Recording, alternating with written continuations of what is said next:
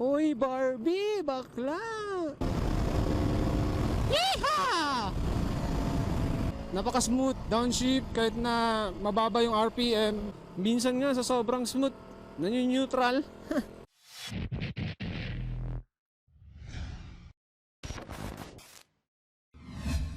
So, hello, what's up mga ka-orange, mga kapongkan?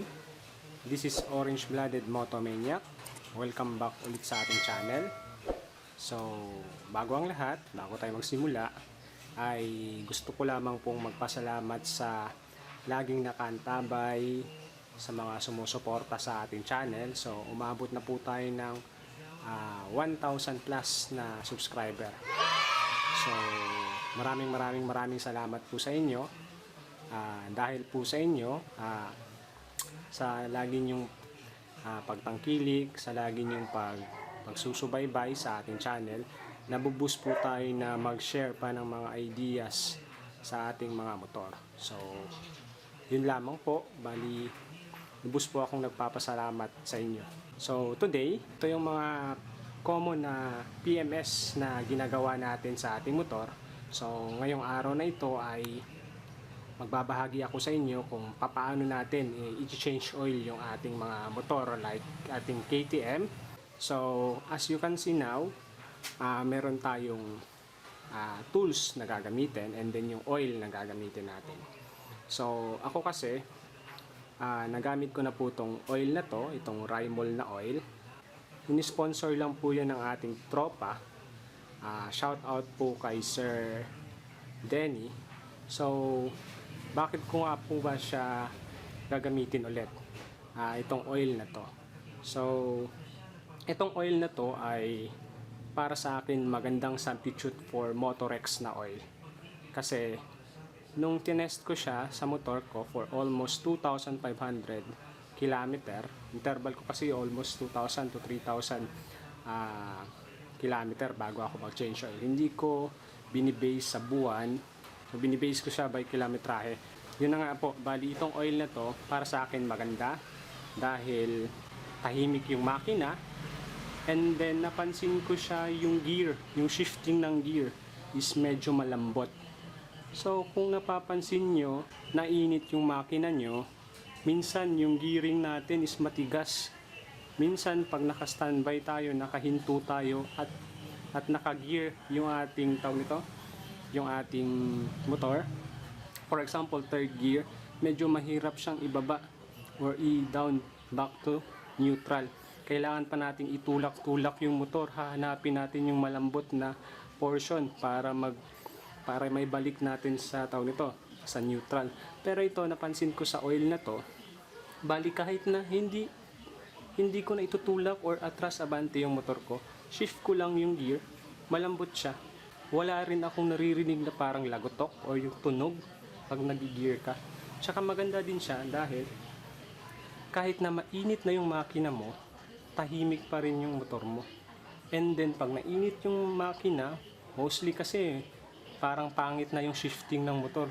Minsan din, hindi lang din yun sa oil, minsan din sa setting ng clutch natin or sa pag-timing ng clutch and then RPM. Pero itong oil na to, bali nakagamit na kasi ako ng ibang oil. Tsaka nakagamit na rin ako ng ibang motor na hindi ganito yung oil na ginamit at hindi din Motorex yung ginamit. So napansin ko yung talaga yung pagkakaiba nila. Ito, good substitute po to siya sa mga mamahaling oil like Liquimoli o yung Motorex. Mostly Motorex talaga ako pero ito pangalawang gamit ko na to. So good substitute siya for Motorex and then budget meal lang siya na oil. Para sa akin magandang oil to. So ito yung gagamitin natin ngayon para i-change natin yung oil ng ating motor. So nakatakbo na yung motor ng for almost 3,000 plus or 2,800. Hindi ko lang kasi napansin yung odo. Pero yun nga po, bali ito yung ating gagamitin and then ituturo ko sa inyo kung paano ako mag-change oil ng ating motor. And then papakita natin sa video yung sinabi ko sa inyo kanina, yung smooth shifting kahit na nakahinto tayo. Di ba, minsan talaga pag traffic, nakahinto tayo in third gear or fourth gear. So, minsan pag nagda-downshift tayo ng gear, di ba parang matigas, kailangan nyo pang iaaba-abante yung motor nyo para lumambot. Pero ito, napansin ko talaga sa oil na to, kahit na nakahinto lang ako, pipihit lang ako ng clutch, apakan ko yung pedal, talagang smooth, wala akong naririnig na tunog, talagang smooth siya, back to neutral. So, magandang klaseng oil, recommended ko siya. So, yun lamang po mga ka-orange, mga kapongkan. Bali, i-change oil ko tong motor na to. So, bago natin simulan yung ating pag-change oil, ito yung mga tools and materials na ating gagamitin. Unang-una is yung ating combination wrench na number 18 para sa ating drain ng ating engine. Next is yung ating socket wrench na number 8 para sa ating oil filter cover, and then gagamit din tayo ng number 10 na socket para sa ilalim ng ating ng ating belly pan, oil belly pan. Then gagamit din tayo ng ng number 5 na Allen wrench para sa ating oil belly pan din. And then gumagamit ako ng ng silicone gasket para dun sa ating bolt or nut ng ating ng drain, and then yung sa ating cover ng ating oil filter. And then yung ating oil filter, ito ay NS200 na oil filter. Nabili ko siya for only 180 pesos. So every time na mag-change oil ako, pinapalitan ko po talaga yung ating oil filter. And then, yung oil na gagamitin natin, yung sinabi ko sa inyo kanina, na nagagandahan ako sa kanyang performance. So, siya ay Raimol Flash Gold 41. So, fully synthetic oil, 10W40. Simulan na natin yung ating DIY change ng ating oil.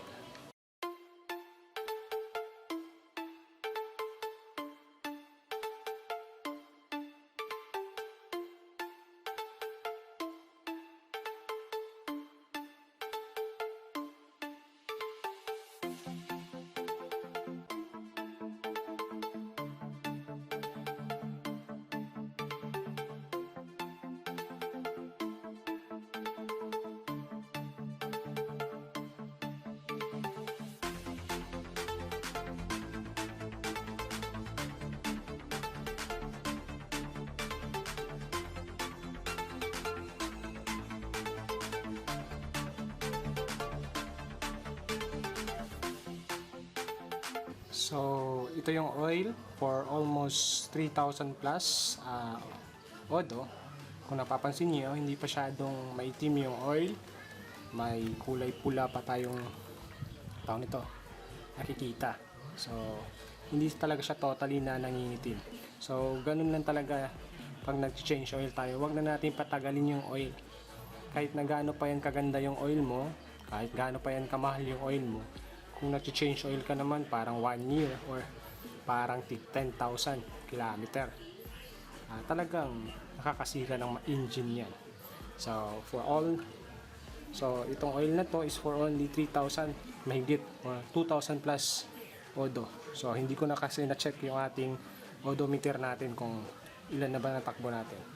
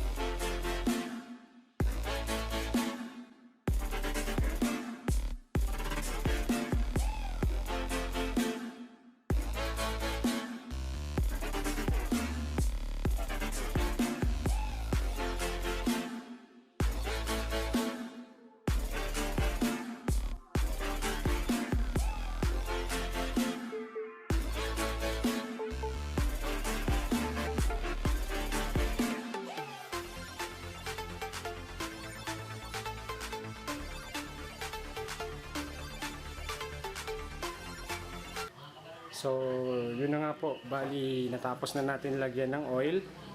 Bali, ngayon ay papaganahin natin, papaanda rin natin yung motor. So, bali, 1.5 liter lang po yung nilagay natin for KTM Duke 200 and then 1.7 naman for KTM Duke 390. So, ito na yung oil na nilagay natin. Kung mapapansin nyo, yan. Clear na po siya kasi bagong oil. So, hindi ganito yung pag-test ng oil. Yung parang malaman natin kung tama po ba yung oil na nilagay natin. So, hindi ganito. Kailangan po muna natin paandarin yung motor for at least 3 to 5 minutes. And then, patayin natin. Then, antay tayo ng mga 1 minute. And then, doon natin i-check yung ating oil. Dapat between sa glass po yung ating, in between sa glass po yung ating level ng oil. So, kung napapansin nyo, parang may bubbles, normal lang po yun. Dahil yun ay mainit na oil. Bumubula-bula po talaga. Pero once na nakita nyo na parang tsokolate yung kulay ng oil, isa na yun sa naghalo yung coolant at yung ating oil. So, yun yung ating babantayan palagi sa oil natin. So, yun, papaandarin natin.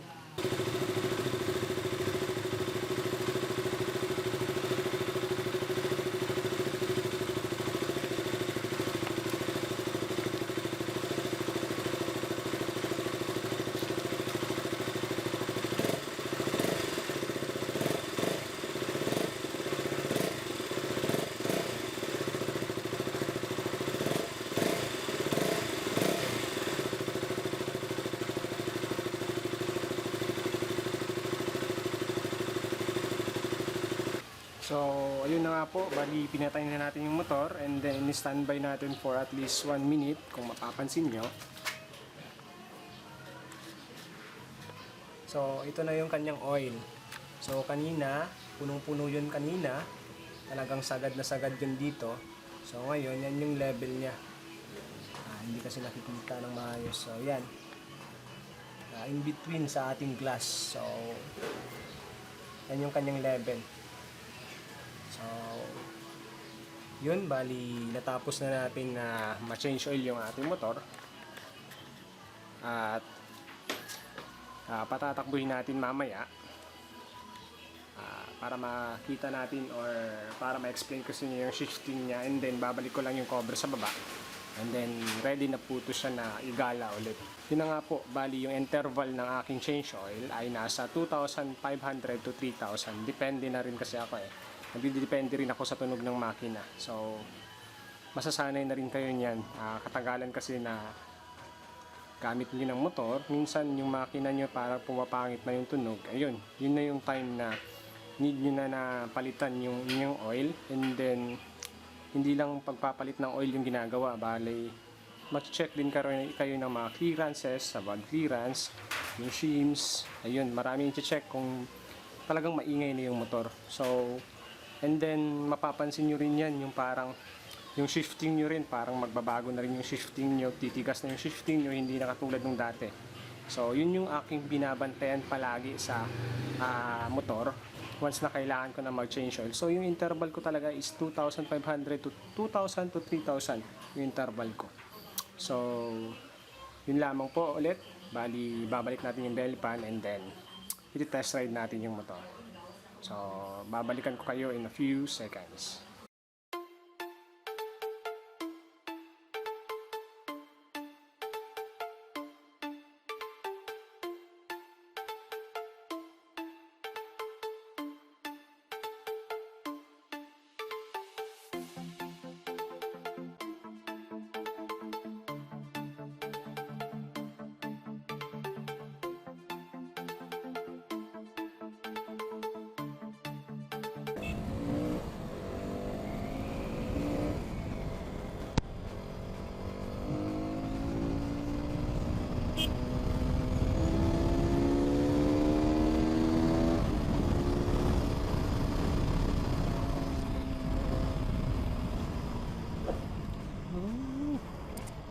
Shift, downshift.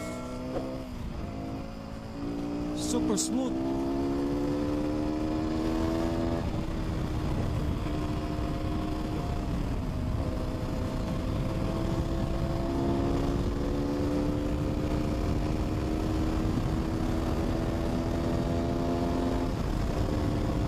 Yeehaw! So, yun na nga po mga ka-orange, mga kapongkan. Bali, maganda yung oil. Recommended ko po siya. So, kahit na downshift, napaka-smooth. Downshift, kahit na mababa yung RPM, smooth pa rin. Upshift, ayun, super smooth pa rin siya. So, kahit na long ride, short ride, minsan kasi may mga motor na, may mga katulad sa atin, alam ko na, experience nyo na rin yan. Habang tumatagal yung pag-init ng makina, parang matigas na siyang i-shift. Dahil po yan sa oil na ginagamit din. Kahit na super timing na yung taon nito, yung shifting mo, bakit pa rin matigas? May mga time na talaga na matigas. So, itong oil na ginamit ko ngayon, yung Raimol. Itong Raimol na ginamit ko ngayon, maganda, super ganda. Napaka-smooth talaga ng shifting niya. Tsaka kung mapapansin niyo yung makina, masyadong tahimik yung makina. Kahit sa idle. So, yun nga po pala din, may dagdag ako. Yung oil pala na ginamit natin, yung Raimol, hindi masyadong mainit yung makina. So, napapansin ko palagi yan. Hindi masyadong naikot si fan natin. So, maliban na lang if heavy traffic po talaga. So, bali, yun na lamang po mga ka-orange, mga kapongkan. So, maraming salamat sa sponsor na oil. Sir Denny, maraming salamat. Raimol. So, recommended natin na oil. Substitute for mga branded na oil or yung mga mamahaling oil. So, around 300 to 400 pesos yung oil na to. Hindi ko lang natanong kung magkano kasi yun nga po, ini-sponsor sa atin. So, yung oil na to, maganda yung shifting ng motor, yung andar ng makina, hindi masyadong maingay. Yung kanyang hindi din masyadong mainit yung makina. So, yun, bali. So, overall, para sa oil na Raimol, kung sasabihin natin, i-rate natin to 10, nasa 9 para sa akin yung oil na ginamit ko ngayon, itong Raimol. So, yun na lamang po mga ka-orange, mga kapongkan. Bali, tatapusin ko na yung video. Maraming salamat sa panonood. Then, dagdag ko na lang po pala, every time na mag-change oil kayo, check nyo lagi yung tawag nito, yung oil filter cover tsaka yung drain na plug. Kasi minsan nagli-leak yun. Kaya yun, nilagyan ko ng tawag nito, ng gasket. So, double check nyo na lang palati. So, hanggang dito na lamang po mga ka-orange, mga kapongkan. See you in the next video. Maraming salamat sa panonood. Peace!